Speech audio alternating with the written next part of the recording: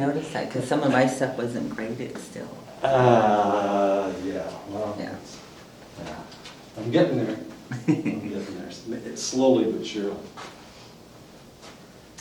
So the more stress you're under, the more likely the more memory that you lose because of the hippocampus, because of the nerve cells in the hippocampus.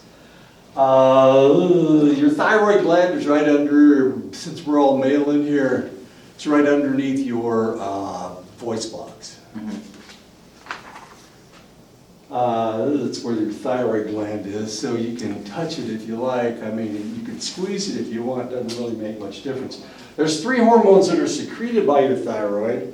One is thyroxine, which is another name for, T4 is another name for it. Iodothyronine is T3, and calcitonin is the other one. Calcitonin looks like calcium, and that's exactly what it does. It controls the calcium going into your bones. So the thyroid gland is very important, obviously. The hormones are stored in the thyroid colloid, which is the largest mass of the thyroid gland. So that's where the hormones are stored. Now, weirdly enough, we maintain about 100 days worth of these hormones in our thyroid. So if we had, if our thyroid stopped functioning, we wouldn't know it for 100 days. Wow. Because there's that much stuff in there's that much hormone. Is that for both male and female? Yes. Oh, okay. Yeah. Calcitonin promotes calcium use in the bones. And that's what I said before. T3 and T4 levels are regulated by TSH, released by the anterior pituitary. So the pituitary gland tells your thyroid gland to release T3 and T4. And obviously, all 3 of us in this room have normal thyroid glands because we're normally shaped. If the thyroid gland wasn't putting off enough thyroid hormone, we would be hypothyroid. In which case, we would be lethargic and we would have a difficult time losing weight. We would gain weight, so we would be big. If we had an overactive thyroid, hyperthyroidism, we would look like we were on speed or crystal meth. We would be skinny, really, really skinny, because we would be burning off all of our excess body mass. And so if you ever see anybody that's really skinny, it may be that they're hyperthyroid and they just haven't done anything about it. If you see somebody that's really, really obese, it may be that they're hypothyroid. And of course emotions will change your thyroid gland to the extent that if somebody's chronically depressed, potentially it slows down the thyroid and they would gain weight, potentially because of the thyroid. Okay, so what do we do if somebody's hyperthyroid? Well, there's not a whole lot we can do about it. The only thing we can do is cut it out, take the thyroid out. And that's usually what we do with somebody that's hyperthyroid. We cut out their thyroid and start giving them synthetic thyroid. What do we do with somebody's hypothyroid? We give them more TSH or T4. Usually it's T4. We usually give them more T4, thyroxine. So, or Synthroid. I think that's what the synthetic is called, Synthroid. It's a synthetic T4. Yeah. Anyway, that's what we do. Now, humans evolved around the ocean. We kind of know this, and we can prove this, or we can speculate this by looking at the thyroid gland.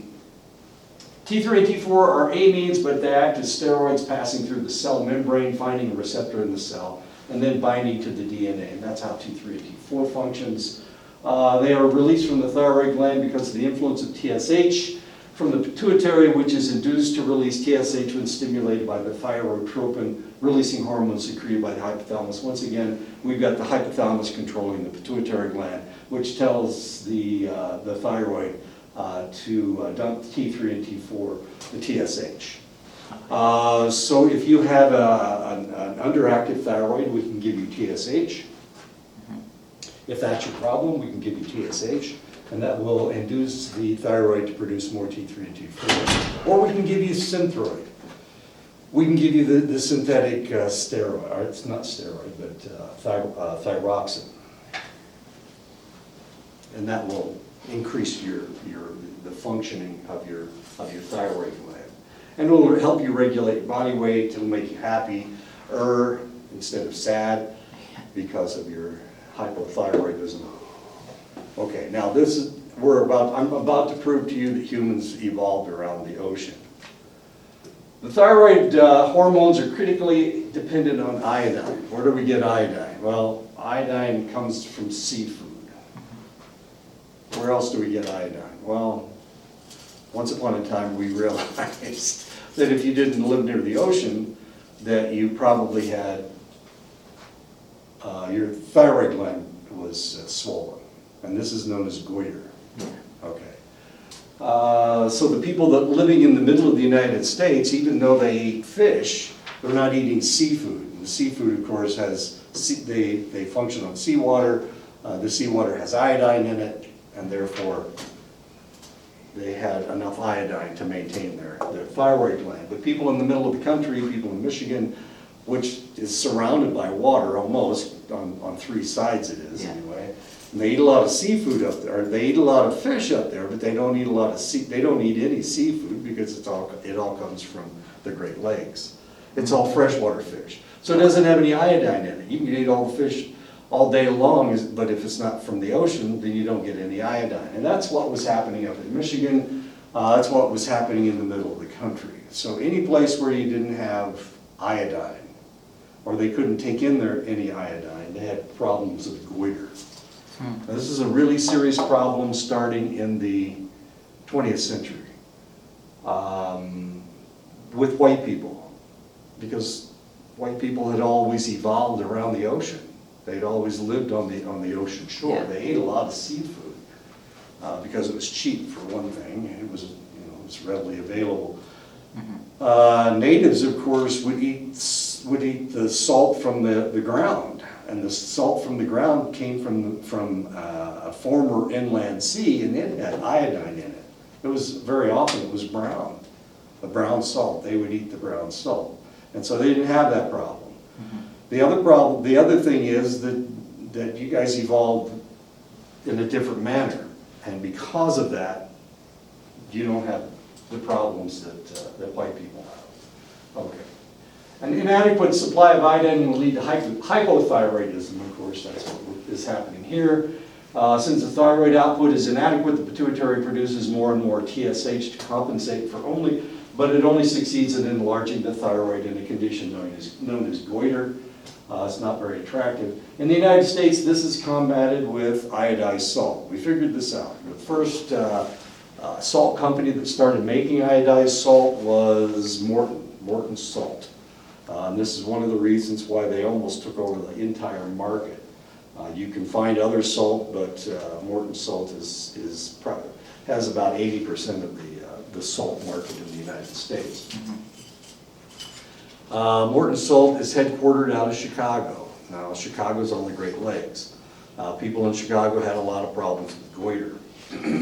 So they're the ones that first started putting iodine in their salt, which made a lot of sense. Iodine doesn't taste very, I don't know if you've ever tasted it, but it doesn't taste very good at all. It's kind of bitter. But if you mix it with the salt, it's not too bad. Now, this is really kind of interesting because if you eat sea salt's not as salty as iodized salt. So why is iodized salt so salty? It's not that it's salty, it's bitter. So it has a different flavor. And when people first started using iodized salt, they didn't like it was too salty. But it's better than having a swollen neck, I guess. Until 1924, goiter was endemic in areas of the United States where iodine from seafood was not prevalent in the middle of the country. So all the middle states, Iowa, Indiana, Illinois, Ohio, Michigan, West Virginia, Tennessee, any place where you couldn't get, where you weren't close enough to the ocean to get any seafood, the individuals suffered from goiter. In Michigan, a study in 1923, they eat a lot of, like I said, they eat a lot of fish up there, but it's not seafood. And because of that, they saw a prevalence rate of 39% goiters among school children. It gets worse. In Ohio, 31% of the school children were estimated to have goiter. In West Virginia, goiter was rare as long as they ate the brown salt. Brown salt was, of course, the local salt, and it had iodine in it, and that's why it was brown. Iodine is brown.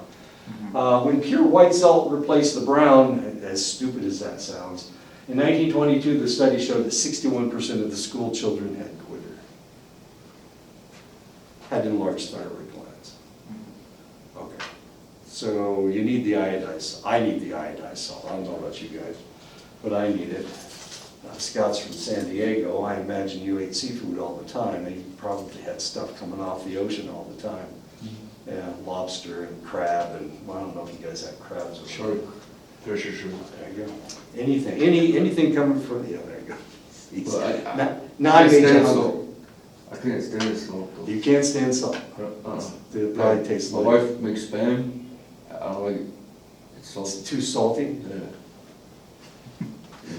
And I think it has iodized salt in it because it was developed for the military during World War II. That's where Spam came from. And of course, ham is very salty, and it's iodized salt too. Oh, Okay, so sea salt doesn't have as much iodine in it as regular salt. And if I'm sorry, as iodized salt. If I eat sea salt, I think, well, this isn't very salty. I have to use a lot of it in order to make anything taste salty. But if I use iodized salt, it's fine. Spoiled. Of course, my mother knew all this. My mother grew up, my mother was born in 1915, so when she was growing up, a lot of her friends had goiter. And she became a nurse. She was very interested in all this stuff. So she was very much aware that iodized salt kept you from having a swollen neck. And so she was very sensitive about these things. So we always used iodized salt. The United States military uses iodized salt. So those little salt packets you got with your K rations, or you guys had MREs, I'm sorry. Yeah. Okay. Those little salt packets have iodized salt in them. Just to make sure. I mean, and you can't eat on the economy anyway. You're not supposed to because you might get sick. You might get poisoned by their food. Not that their food is poisoned, but they eat different. a different, Yeah. the food that they eat is different. Yeah, they put iodine in the salt because you're not getting any iodine, certainly from the seafood in the area. As a fetus is developing, so the thyroid gland is extremely important. This whole concept of hypo and hyperthyroid, this is really, really important. And the baby's thyroid gland needs to develop normally. If it doesn't, and we see this from time to time, if the baby's thyroid doesn't develop, then the brain won't develop. And this is a state known as cretinism. So I know we don't use select words anymore, but cretinism is one that we still use. The whole moron thing. I mean, the old days, instead of talking about an intellectual deficit, before that we had mental retardation. Before that we had idiots and morons. So those were medical terms. Cretinism is still with us. Cretinism means that the baby's not getting enough, the baby's hypothyroid. So this is one of the first things that we check when the baby is born. But usually you can tell if a baby is hypothyroid. One thing, it has a swollen tongue, as weird as that is. So the baby has a hard time breathing, and you can see it in their eyes. It's almost like the brain isn't developing at all. We can change all this. We can give them TSH, we can give them T4, we can give them Synthroid. We can change the whole trajectory of this child's life. And we can keep them from having an intellectual deficit. Does that, when they do that, is it done like right after the baby is? Right after the baby's born. We need that brain to start developing right away. We can do the same thing with a woman who is an alcoholic. When a baby is FAS, if you've ever seen a baby's brain, an FAS brain, it's not very well developed at all. But what we can do is we can induce development by, well, we clean the baby up so that they're no longer, they no longer need alcohol. But their brain will develop as long as they get stimulation. Usually that's the way it works. This baby, we will start giving it, I think it's Synthroid that we give it. Okay, so now we're going to talk about sex. No, just kidding. We're going to talk about gonads. The male gonads are the testes, of course.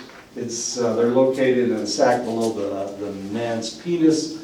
Each testes produces millions of sperm a day through the Sertoli cells. The Sertoli cells in there produce these are the Sertoli cells. These large cells are the Sertoli cells. These tiny little, well, they're smaller. Those are the Leydig cells. The Sertoli cells produce sperm, and the Leydig cells secrete testosterone. The more testosterone you secrete, the more sperm you create. Okay. Now, why would a man have a high testosterone level? A man would have a high testosterone. We've looked at this over the years. If a man thinks that his wife is messing around on him, he will produce more sperm, as weird as that sounds. So that if there is a competition between the two, he and his wife's boyfriend, then he will have more sperm than the other guy has. So if he thinks his wife's messing around, he will produce more sperm. Okay, so it's the reason he's producing more testosterone is because of his emotions, and of course the Leydig cells are secreting more testosterone, as weird as that sounds. Testosterone and other androgens are regulated by luteinizing hormone from the pituitary gland. So it's not just women that utilize luteinizing hormone, it's also males. It comes out of your pituitary gland. Luteinizing hormone is the hormone that regulates a woman's menstrual cycle, along with FSH. But men need it as well. If we didn't have luteinizing hormone, we wouldn't be able to reproduce. Luteinizing hormone is controlled by the release of gonadotropin releasing hormone from the hypothalamus. Once again, the hypothalamus tells the pituitary gland what to do. The hypothalamus tells the pituitary gland through the gonadotropin releasing hormone to release luteinizing hormone. It releases luteinizing hormone and it produces testosterone, and of course the testosterone induces the sperm production. We make lots of sperm. We make tons of them every day. We make millions every day. 30,000 per second, depending on whether you wear boxers or briefs. As weird as that sounds. The warmer it is down there, the fewer sperm you make. The colder it is down there, the more separated you are from your torso, the more sperm you're going to create. The female gonads are the ovaries. They're located above the vagina at the very bottom of the abdominal cavity. My doctor used to tell me that if you lay the lady down and you put your fist, he had a bigger hand than I did, but if you put your fist right on top of her pubic bone and you put two fists there, you should be about one fist away. It's about 3 fists away from her pelvic bone to her umbilicus, from her belly button.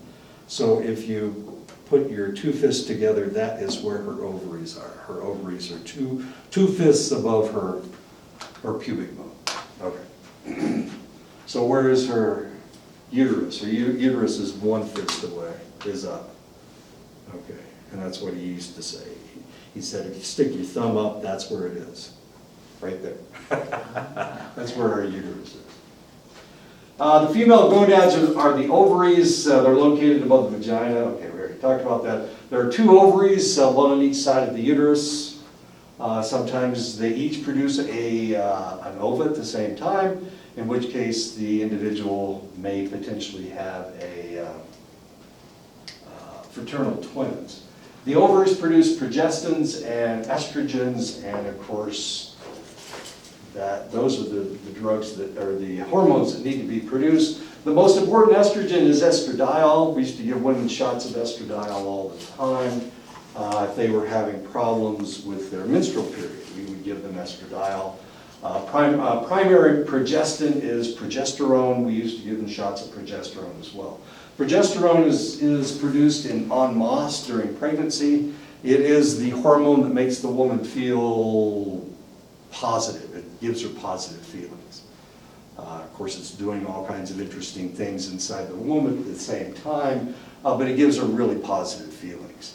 So one of the reasons that women have postpartum depression is because as soon as the baby is born, the progesterone level goes down. It goes way, way down.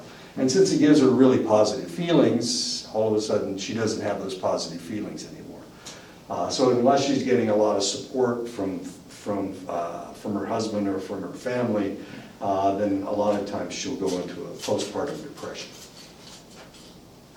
Estrogens trigger the production of progestin receptors in the brain, hence with puberty, progestin sensitivity ushers in the menstrual cycle after estrogen is secreted from the ovaries. Some women don't react to their menstrual period at all. Other women have extreme reactions to their menstrual period, and it's mostly because of these hormones aren't in the right balance. A lot of times if a woman's having problems with her menstrual period, the doctor will give her birth control pills, and that will regulate her hormone levels. And so she's having less problems. So sometimes if a woman is on birth control pills and then they take her off, she'll start having erratic hormone levels, and that will cause premenstrual syndrome, what we used to refer to as premenstrual syndrome. Now we call it premenstrual dysphoria, where they actually have where they actually have really negative reactions to what's going on. Anyway, okay. All three sex hormones, androgens, estrogens, and progestins, have a similar chemical structure. There are four interconnected carbon rings. Where do we get the carbon? The carbon comes from cholesterol, along with the steroids. So steroids are made of cholesterol, so are all the sex hormones. Estrogens are synthesized from androgens, and androgens are synthesized from progestins. Both males and females have exactly the same sex hormones. Boys and girls all have the same hormones, but they have them in different proportions, of course. Men don't menstruate, so we don't need the same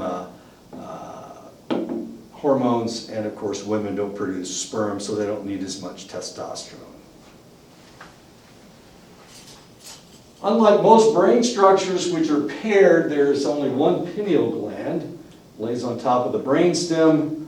The pineal gland produces the amine hormone melatonin. Melatonin receptors are metabotropic, and they are just shockingly slow. Once upon a time, they said that if you took melatonin, you would live longer because it would slow everything down. It would make you go to sleep. You'd sleep better at night if you took melatonin. They used to tell us that if we took melatonin, it would cure jet lag because it would re-regulate your sleeping pattern. But it doesn't work. It's too slow. It just happens. Everything happens too slow because the melatonin takes time for the melatonin to build up. Since melatonin activates metabotropic receptors, the reaction is extremely slow. Melatonin regulates the circadian rhythm and the reaction to light and dark. This morning it was overcast. It's still overcast, I think. Yeah. Yeah, so that can be a problem. We're not producing the melatonin we did before. People in this part of the country, it's sunny almost every day. I was looking at next week's weather, and it's supposed to be sunny every day. So we get a lot of sun down here, and not only that, but the sun is out like all year round. When I lived in Montana, it was a little bit of a different story. We didn't have a whole lot of overcast days either. It was big sky country. But in the wintertime, we'd only get 6 or 7 hours of sunlight. So in this wintertime, some people, the people that were really sensitive to these things, would get depressed and they get depressed because there wasn't enough light, there was too much dark. So what we'd have to do with these individuals, we'd have to put them on light therapy. Light therapy, I mean, these lights, that one, those two are pretty white. They're all pretty white. They're putting out white light, and this is good because in the wintertime, of course, we're going to need this white light to make us less depressed. Do people in Alaska do People in Alaska have the same problem people in Montana and Canada have. Canadians use a lot of white light. it? Yeah, But but it's it's, like, 24 hours, it'll be dark right, in Alaska. yeah, A they, buddy of mine, he was the at sun comes up. it kind of- Wainwright, Fort Wainwright Yeah, in Alaska. He goes, at 2 o'clock in the afternoon, it's dark. Yeah. I'm like, it's so I weird. don't know, man. Yeah, the sun's only up at noon. But in the summertime, of course, the sun's up almost 24 hours a day. Melatonin can be used to move the sleep cycle up in the night, but because it has a metabotropic receptor, it only works over time. So using melatonin to cure jet lag, you might as well just take a nap in the afternoon, and that'll regulate you right away. The pancreas serves two main functions.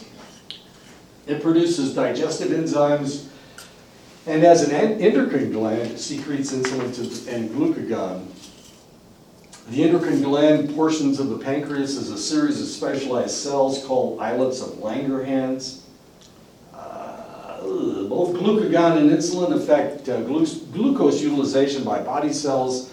Insulin is produced when you take in sugar, just like you just did. You took in some sugar there. No matter whether it had sugar in it, doesn't really matter because it was milk, and the milk breaks down into sugar. Okay, so you just put sugar into your system, so your pancreas is going to start producing insulin, unless you're diabetic. No, okay, we're good. Okay. So it starts producing insulin, so it can take care of that sugar. If you hadn't eaten in a while and you needed some extra sugar, your pancreas would produce glucagon. Glucagon breaks down into sugar so that you have energy stores. This is how people can not eat all day long and they're still relatively functional.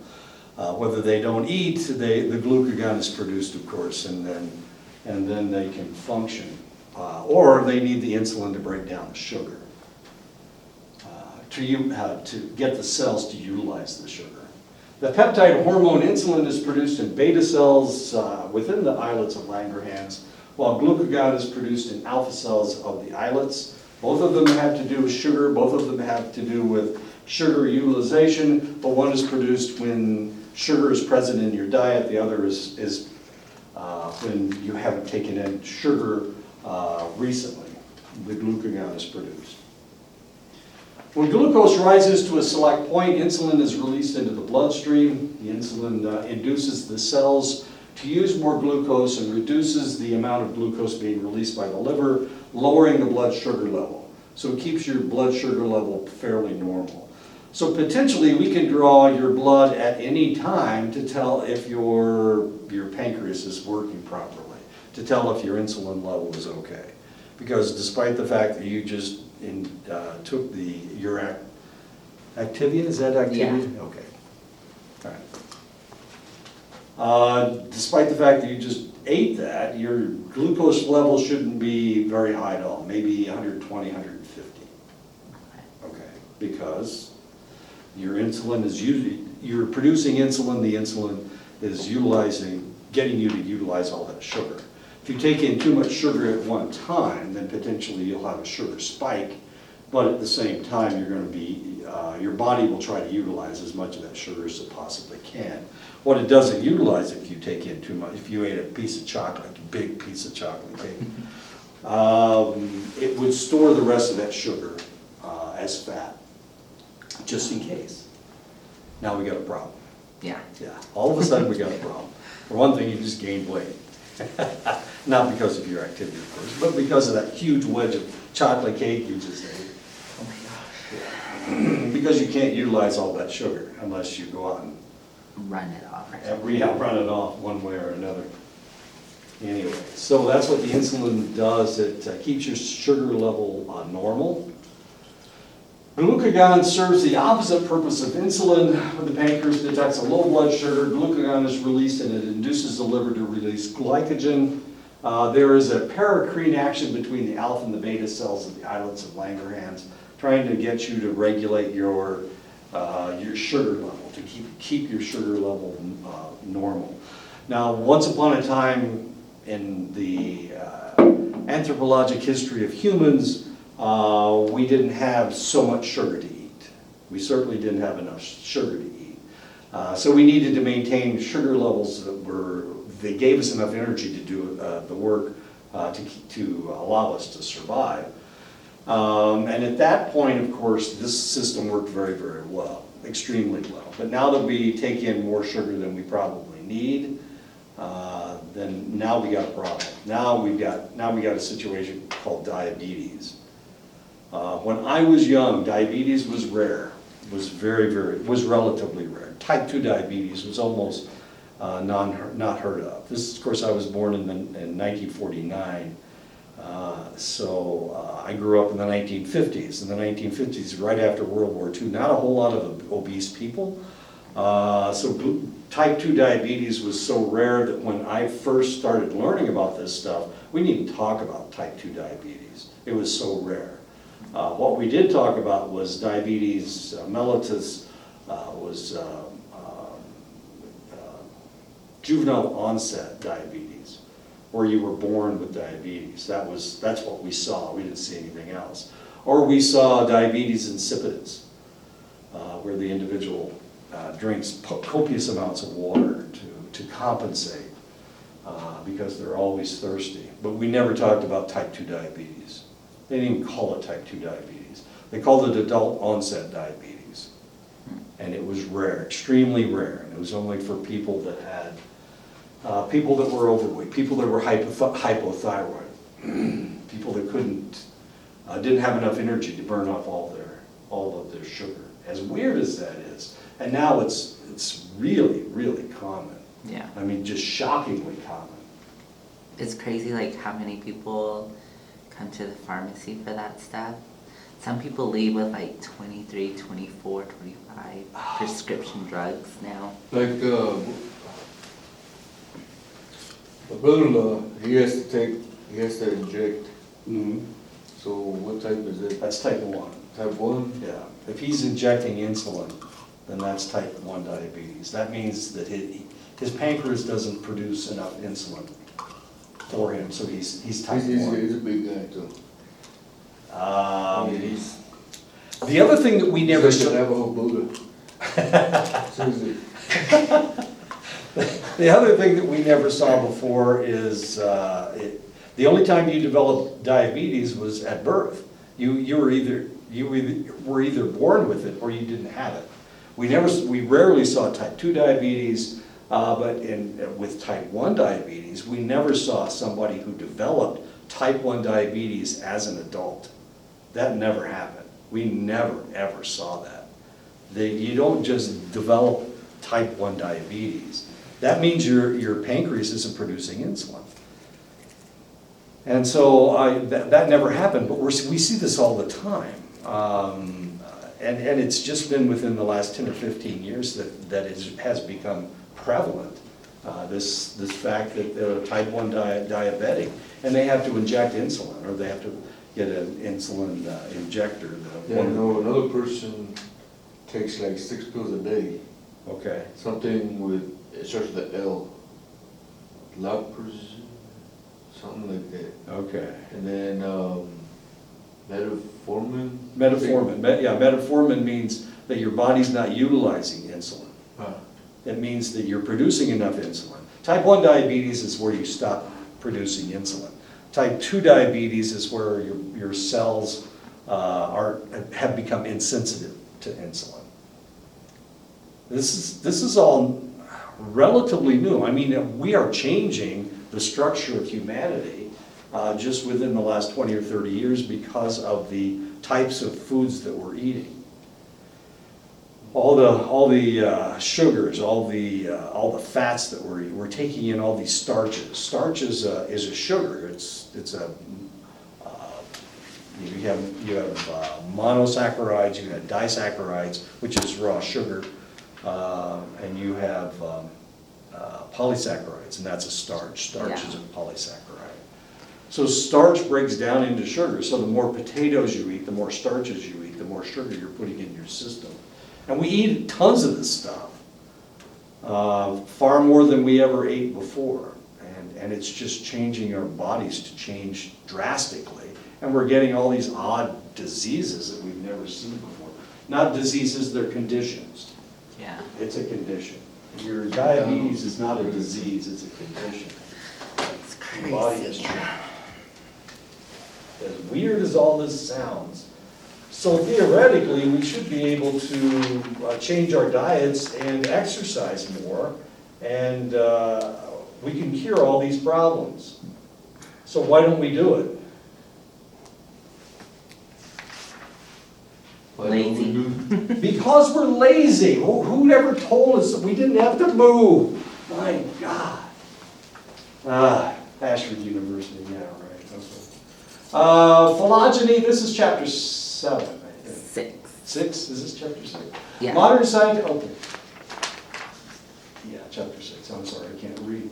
The modern scientist sees the study of change of life over the ages due to natural selection and sexual selection as beneficial to understanding humanity from more than just its current snapshot view. This is, and we can look at the Navajo Nation, and we can look at Western people in general to see this in action. You guys have had arranged marriages for an extended length of time. How far back it goes, I'm not exactly sure, but Wilson had an arranged marriage, and he brags about it all the time, about how wonderful his arranged marriage has been.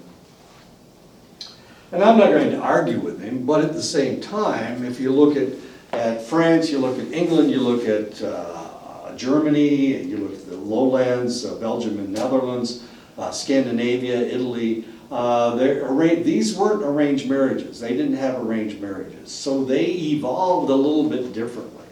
And this is part of sexual selection. I was teaching in Oklahoma City, and I had a number of Nigerian students in the class. And the males, and we were talking about this, of course they didn't talk about it in class, but afterwards one of the males came up to me, and who had been in the United States for a little bit longer, and wasn't afraid to talk about this stuff, and he said, you know, I will date American women, but I would never marry one. I said, why, what's going on? And he said, well, they're oversexed, and the reason they're oversexed is because they've never been circumcised. He said he would never marry a non-circumcised woman, as weird and strange as that may seem. And he was Nigerian? He was Nigerian. Oh. And Nigerians are like 94% Christian. That's relatively common in Muslim countries, but it's really, and they were Christian. He was a Christian. And So he the said- majority of them, male and female, were all circumcised? Is that what? Right, the Okay. males and females were both circumcised, but it was the fact they were circumcising the females to control their sexuality, as weird as that sounds.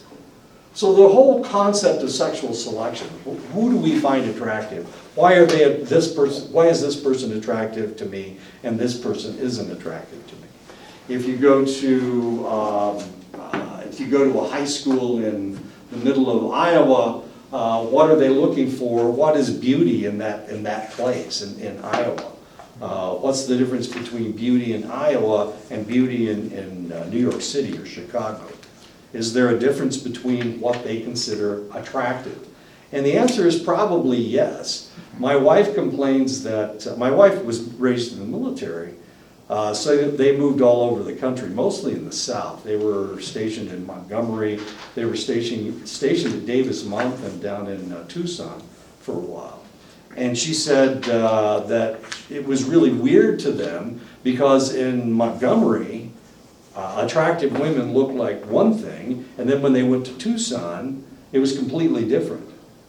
So her sister was highly sought after in Montgomery, Alabama, but when they went to Tucson, they were looking for more slender women. That was attractive to people in Tucson. And then they moved to Georgia. And my wife graduated from high school in Decatur, Georgia. And the individual that was the beauty queen at Decatur High School, she called her horse face. She had a very narrow face. Yeah, I mean, this sounds kind of cruel, but so attractiveness to one person in one place may not be attractive in another place. Yeah. And this is sexual selection. In this place, this person is attractive. In another place, this person would not be considered attractive, as weird as that sounds. So in San Diego, I'm not really sure what attractive is in San Diego, but if somebody from, some beauty queen from Iowa came to San Diego, they might be considered obese. Yeah. You got the yuppies in La Jolla, it's like Beverly Hills, San Diego, and you go down to South Beach, Chula Vista, There you go. and all that, so it all depends. And it may have something to do with hair color. I mean, that could have something to do with it. The shape of the nose. Is J-Lo attractive to everybody in the United States? Sandra Bullock, another theoretical beauty queen. Is she attractive all over the United States? Then we have somebody like Julia Roberts, who has a mouth that goes from ear to ear, literally. She's freaking tall. It's huge, and she's tall and very, very slender. The first time I saw Pretty Woman, I didn't think she was attractive at all. The person I thought was attractive was her friend. I can't remember her friend's name. The dark. The dark-haired, yeah, the Italian girl, the little short Italian girl. Larger chest. I thought she was attractive, and I was thinking, well, why in the world would he be attracted to that bony macaroni lady? Anyway. Okay, so we're talking about sexual selection here. And this is how we try to understand humanity. This can be done through DNA analysis, where scientists compare the DNA of one species with another. So if we look at the DNA of humans, it turns out that humans have the same DNA as chimpanzees, to the point of 98.4% of our DNA is exactly identical. 98.4%. That's a lot. So if we were trying to determine your DNA, if we look at your genome, if we look at your DNA structure, we only have to look at 1.6%. We have to look at the whole thing. 98.4% is identical anyway. It's the same as a chimpanzee. So we only have to look at 1.6%. We've got millions of different indicators, but as far as humans are concerned, we're all very, very similar. So it doesn't really matter where humans have only been around for a couple million years. Chimpanzees have been around for 5 or 8 million years. So the difference between a chimpanzee on one side of the mountain and the chimpanzee on another side of the mountain is more extreme than for all the humans in the world. Yeah. We're all almost identical. As weird as that seems. I don't know why we have separated ourselves. Some people have darker skin, some people have darker hair, people have different shaped noses, but other than that, there's not a whole lot of difference. So we're almost identical twins, to the point that 98.4% of our DNA is identical to chimpanzees. So we only have to look at 1.6% of our DNA in order to determine who we are. And of course, we are close to the great apes. As we look at all the primates, of course, the old world monkeys are farther away as far as DNA is concerned. But as far as common chimpanzees and bonobos are the pygmy chimpanzees, they are very similar to humans. Scientists have been toying with the idea of evolution for a couple of centuries before Charles Darwin and Alfred Russel Wallace published their findings in 1858. This is really kind of interesting. Darwin is the one that won the race to publish. A couple months later, Russell produced a similar treatise. It was, of course, Darwin had been working on this for about 30 years, this whole theory of evolution. And we can attack him all we want, but as Darwin and Russell produced their treatises about the same time and came up with the same ideas. In 1859, Darwin published On the Origin of Species by Means of Natural Selection. Darwin made three main observations. Individuals of a given species are not identical. So if we look at, we can look at humans and see that they're not identical. Some of the variations is inheritable. So what gives you your nose, what gives you your hair, what gives you your hair color, what gives you your eye color. All of these things are inheritable. My mother had brown eyes, my dad had blue eyes, and I have blue eyes. What does that mean? Well, that means that my mother had a blue-eyed gene. She had to, because 3 of her children have blue eyes and 3 of her children have brown eyes. Brown eyes are dominant over blue eyes, as it turns out. So obviously, and my dad has blue eyes. So my dad could only give blue-eyed genes to the potential offspring.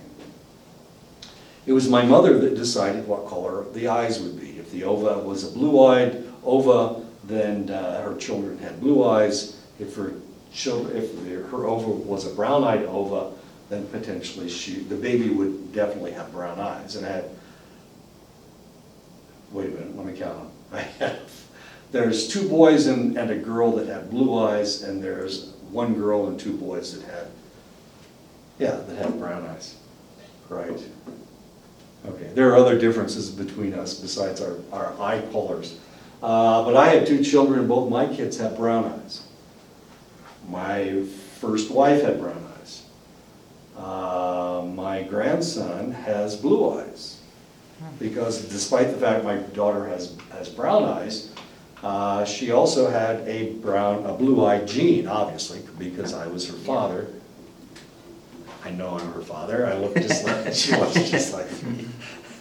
My wife, well, we won't go into that. Anyway, but I'm pretty sure I'm her father. Anyway, so my grandson has blue eyes, and the individual that she reproduced with had blue eyes. So the 2 of them got together, and they made a blue-eyed baby. And he's got the bluest eyes you ever saw. They are just shocking blue. My eyes are kind of shitty blue, but hers is pretty nice. We won't go into my mother's brown eyes. My mother had baby poop brown eyes. It was a light brown. It was really, it's not a dark brown, it was a light brown. Anyway. Okay, the other thing is that not all offspring, of course, will survive. Sometimes babies are born with defects. Their heart has a problem, their lungs have a problem. We won't go into what I've seen, but I worked in a children's hospital in Omaha. Some ugly stuff. Babies born with their hearts on the outside of their chest cavity, that kind of thing. Babies with only 1 lung, babies with only 1 kidney, babies with immature kidneys, just a lot of horrible stuff. Was this genetic, or did it have to do with drugs? Usually it had to do with drugs, but every once in a while we come across a mutation.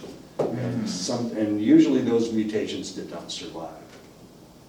Darwin would later add a 4th corollary, and that was sexual selection. Sexual selection states that each sex exerts selected pressures on the other in terms of both anatomical and behavioral features that favor reproductive success. Hence the strange anatomical features of some creatures. This is a mandrill. As you can see, that is not a very functional nose. Doesn't have to be. You can see a cardinal flying toward you from miles away. It's the only red thing out there. Now, why in the world would the male cardinal be red? I mean, it's a target for anything that's hungry. But the female is brown, and she's camouflaged. but the male cardinal is red, and it's very obvious. If you've ever been around a peacock, peacocks have, their tails are so heavy, they can't fly. Sometimes they can. They can fly for short distances. This is a very non-functional thing. Peacocks are as big as, they're about halfway between a chicken and a turkey. That's how big they are. I mean, that's a pretty good meal. So if you've got a peacock, predators will just devour these things. I mean, they can't get away.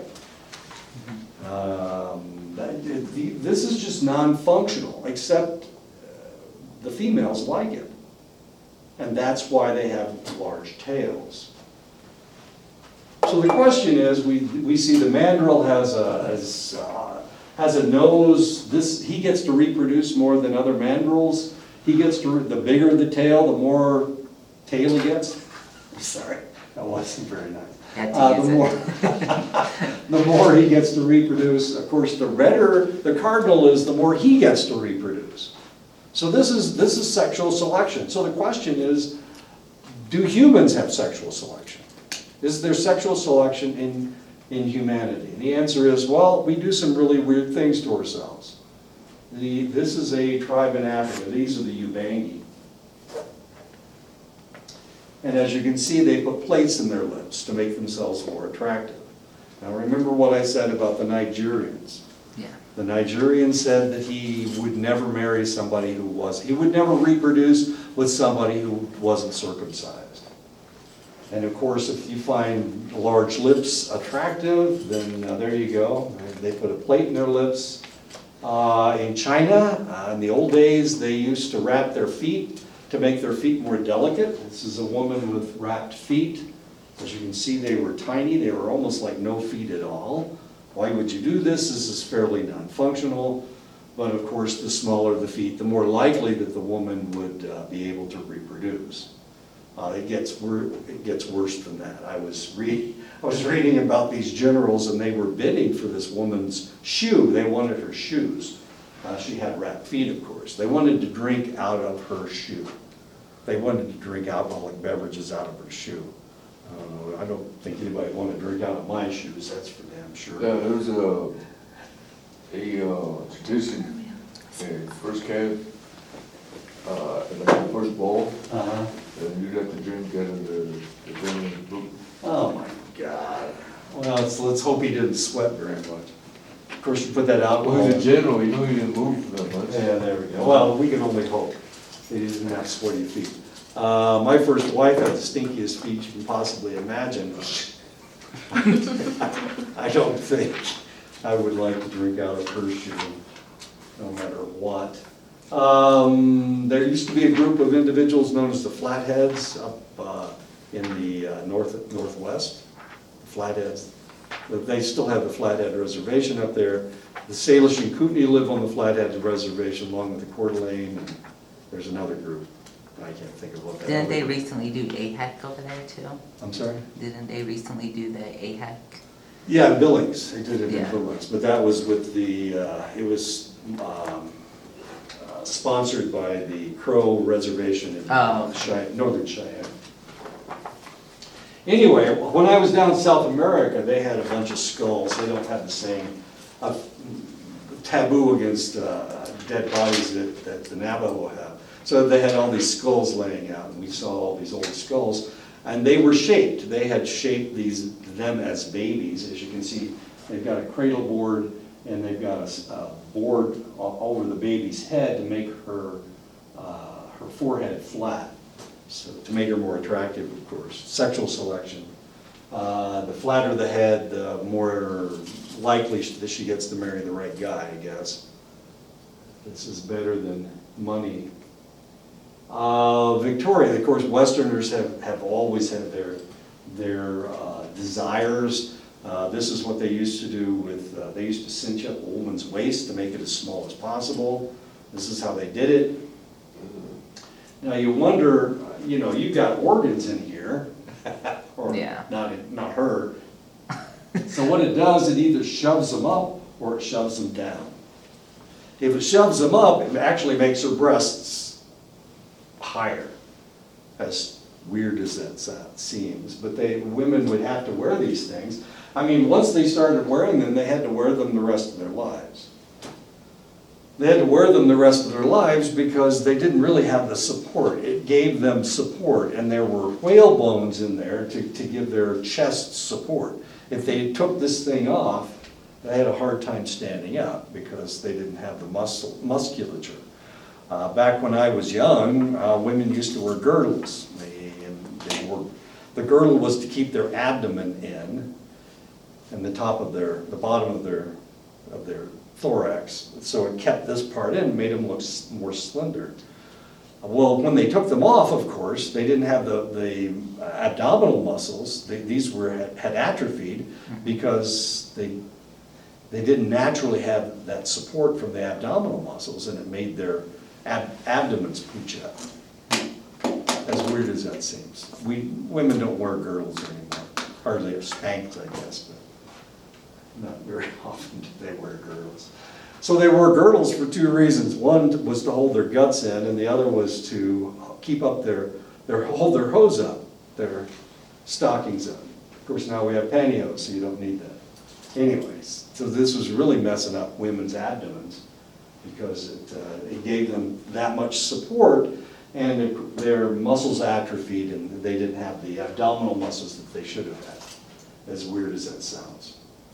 Now this kind of changed things as far as childbirth was concerned, because one of the things that you do when you're giving birth is push with your abdominal muscles. Well, they had atrophied abdominal muscles, so what they would do, they would give her a spinal block. Women didn't have babies naturally back then, back in the 50s and 60s. As weird as all this sounds, and if they did, try to give have the baby naturally, it didn't work very well because they didn't have the abdominal muscles to push the baby out. Because they had all atrophied because of the girdles. So they'd knock them out, and if they knocked them out, the baby could come, they could pull the baby out with a forceps and all kinds of fun stuff. Anyway, my mother had 6 babies, and she wasn't awake for any of it. They knocked her out as soon as she went into labor. They just knocked her right out. And eventually the babies came out. As much trouble as that is. Scarification, of course, the more scars you have, in the proper pattern, the more likely that you can get married to the right person. Height. This guy is a Cherokee from Oklahoma. This guy's a pygmy from Africa. And as you can see, sexual selection. If he were in Africa, for one thing, he wasn't dark enough for a woman to be attracted to, but also he's so tall that they wouldn't want to have anything to do with him. However, he would be the proper height for somebody that's 4'2", 4'3". So, of course, height has something to do with it as well. Tattoos. Lots of people have tattoos. This guy's a Maori from New Zealand, and of course you need the right tattoos on your face in order to be attractive.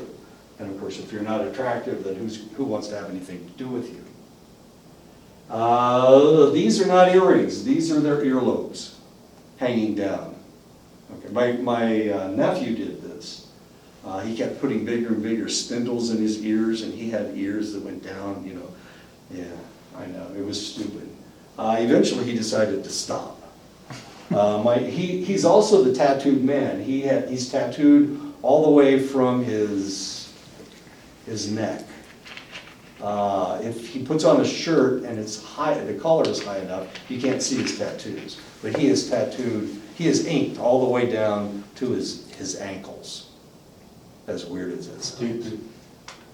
Well, I don't know if he's. I've never seen him in a bathing suit, so I have no idea. And I've never taken a shower with the guy, so I have no idea how far these tattoos go into his pubic region. But if he takes off his shirt, he's got tattoos down to his wrist. He doesn't have any on his hands. but they're down to here. I mean, he's got total sleeves. Both of his legs are completely covered. His chest is completely covered, and his back is completely covered. And I was shocked that he found anybody that would want to marry him, but he just got married a couple of years ago to a really nice girl. I was really shocked that she married him. He's a good kid. I don't know why he inked himself up so much. Yes, I do. It had to do with his father left.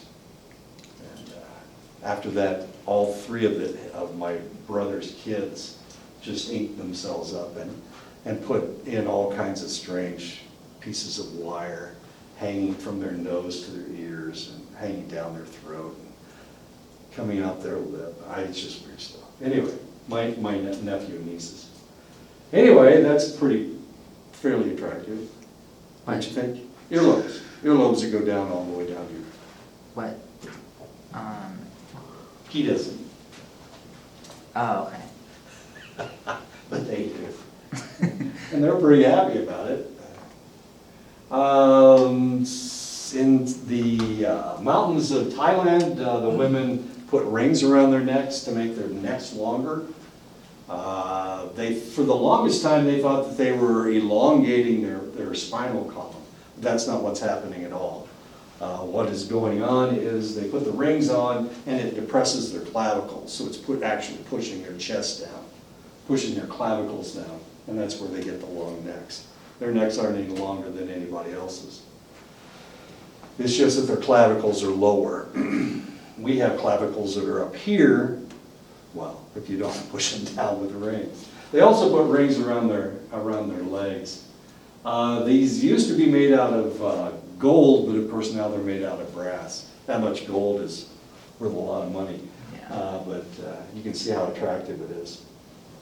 And of course, it reduces their mobility, as strange as that is. But then again, in the highlands of Thailand, if you don't have the rings around your neck, then nobody wants to marry you. Sexual selection. These are the Maasai. The men, the higher they jump, the more attractive they are to women. They're also tall and slender, the Maasai. As you can see, they're all really tall and skinny.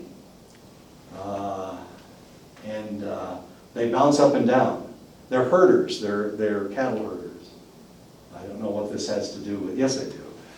The idea is the higher you can jump, the better you can see your enemies, or you can see a lion that's after your herd of cattle. Anyway, that's what they do. Now I'm going to show you a picture of the most beautiful people in the world. That's what they call themselves, the most beautiful people in the world. These are the guys. They're not the women. The women don't do this. The men paint themselves up in order to attract a female. The men have to be able to move their eyes independently of one another. You can see this guy's looking, his one eye is looking over to one side and the other one's looking down. If you can't do this, then you're not attractive to women. And of course they paint themselves up and they get really nice. What tribe is that? You know, I tried to look this up before I came to this class, and I can't remember. They're in the Sahara Desert, the southern portion of the Sahara Desert. Mm-hmm. Everybody else calls them the ragmen because they're poor, but they call themselves the most beautiful people on the earth. And of course, the women are attractive as well, but the men paint themselves all up. And they move their eyes independently, and then they attract women. That's the way it works. And I can't move my eyes independently. I'm shocked that my wife even married me. And you can see how big their eyes are. And we do all kinds of interesting things to ourselves to make ourselves more attractive. Why not? That looks pretty good. There we go. These are both women. I don't know if you find them attractive or not. The more metal they have on their face, the more attractive they are. And Is this like another tribe, or is it just? No. These are people in the United States. Oh. Yeah. And I've been noticing women on campus with their hair painted red and blue and all kinds of interesting colors. You've got that look on your face like, this can't be true. It is true. It's just the way it works. So there's some really weird things out there. There's some strange things that people have done to themselves to make themselves more attractive. But in those places, in order to be attractive, you have to do these things. Yeah. Yeah. You have to make your feet small. When I was, I've got really big feet. And in Asia, nobody has big feet. They have small feet. And they want them even smaller. So when I was in Korea, I was looking for a pair of soccer shoes. Geez, they play soccer in Korea. I figured I could find some soccer shoes really, really cheap. Well, the biggest pair of soccer shoes they had were 8s. Well, I'm a 12. That's different. Okay. So I couldn't find any, eventually I did find a store that had a pair that somebody had ordered that they had never been able to sell, so they sold them to me for like 13 bucks. So I got a pair of size 12 soccer shoes for 12 bucks, or for 13 bucks. Anyway, but in Asia they had really small feet. I've been over in Asia, I've been in Japan, I've been in Korea, I've been in Vietnam. People looked at me funny. I went into a store one time and the lady, it was a shoe store, and the lady looked at me and she ran out. She ran out of the store. And then a man came in from the back and said, "Can I help you?" You know, that kind of stuff. And I said, what happened? What's wrong? He said, "Oh, she saw your feet and she knew that she couldn't fit you, so she ran out. What do you want?" Of course, he didn't have any shoes that came anywhere close to the size of my feet, but she acted like she was scared. The same thing happened in Japan. They have tiny little feet in Japan too. So I don't know. Anyway, I've got big feet. And my wife, it doesn't bother my wife that much, but evidently other people think it's ugly. And we look at ourselves and we say, well, my ears are too big, my nose is too long, my eyes are too squinty, my eyes are too big. Everybody looks at themselves and they don't find themselves attractive, but I'm sure there's some places that you can go where you're relatively attractive, because there's all kinds of places all over the world. Okay. Understanding the phylogeny of species allows us to study the behavioral and neural adaptations that allowed animals to exploit particular ecological niches. What attracts one dog to the other? Is a brown dog looking for a black mate? Is a black dog looking for a white mate? What are they looking for? And the answer is, if we're talking about dogs and cats, they just breed. I don't know that has anything to do with one thing or another. Is an Appaloosa only attracted to other Appaloosa horses? Is a warm blood attracted to a thoroughbred? What makes horses attracted to each other? Does color have anything to do with it? Does length of nose have anything to do with it? Does the switch of the tail have anything to do with it? Probably not. But we have to look at all these things to try to determine why one thing is happening or another. We certainly don't want our bulls breeding our heifers, our yearlings, because they may kill the heifer. She may not be able to give birth because she's too small. And if the bull's too big, of course, then the baby will kill the heifer. And we don't want that to happen, certainly. Then we've lost 2 cows instead of produced 2 cows. So we don't want that to happen. Can a Dalmatian, no, not a Dalmatian, can a Great Dane breed with one of those little wiener dogs? Probably Well, they do. I mean, it has happened. So what happens? Well, what normally happens is she only produces 1 young, one puppy. I had a cat that produced, usually a litter of kittens will be 5 or 6 kittens. But she only had 2, and the reason she only had 2 was because one of them was a Maine Coon. Maine Coons are huge cats. The the kitten that she had turned out to be a cat that weighs about 25 pounds. He's huge. He has, and his head's big, he's got this huge long tail, and so she only had 2 kittens because that's all she could carry in her uterus. So the other, if there were other kittens, she would have popped. I mean, it would have killed her. Would have killed Yeah. the kittens, of course. So that doesn't work. So instead, she had reabsorbed all the other kittens that were produced from the breeding. And of course, she had the Maine Coon kitten. He's just massive. Biggest cat I've ever seen. Except for, wildcats. Comparative studies may focus on specific differences between closely related species or may be concerned with general principles across larger numbers of species, but in each case, the use of an evolutionary framework provides additional explanatory power. And of course, we can think of dogs.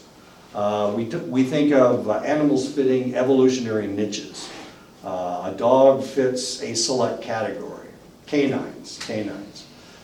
So if we have wolves in the area, we will have wolves, but that's not the only canine we have in the area. We don't have any coyotes because coyotes and wolves fit the same niche. But we will have foxes. Well, what's the difference between a fox and a coyote? Well, the difference is one's small and one's big, but the other difference is foxes are solitary hunters and coyotes are pack hunters. So we will see foxes and coyotes in the same area. We'll see foxes and wolves in the same area because they each fit a different niche. Wolves are looking for large prey, foxes are looking for small prey. So what a fox will eat, a wolf will not. Well, sure, if it's hungry enough. Like foxes are looking for mice, they're looking for rodents. While a pack of wolves are looking for larger prey. Elk, deer, they're looking for something larger. But coyotes and wolves fit in the same niche. So we never see coyotes and wolves together because they fit the same niche. It's the same way with domesticated dogs. Domesticated dogs, when they pack, what do they hunt? Well, they hunt the same thing coyotes do. So usually if we have a pack of domesticated dogs, the coyotes stay away. They have marked their territory. Or the wolves will stay away. Or the wolves will kill the dogs. We have seen that. That's what happened in Montana. They decided that they were going to bring the wolves back to Montana. So they did, and they started killing everybody's German shepherds and huskies and whatnot. And people got really pissed off. They didn't mind thinking that they had wolves out there, but it really upset them when they lost their pets. People don't like to lose their pets, as weird as that seems. Anyway, I guess it's about time, so we need to stop. I'll mark everybody down. Were you early, or did you decide to come to this class again?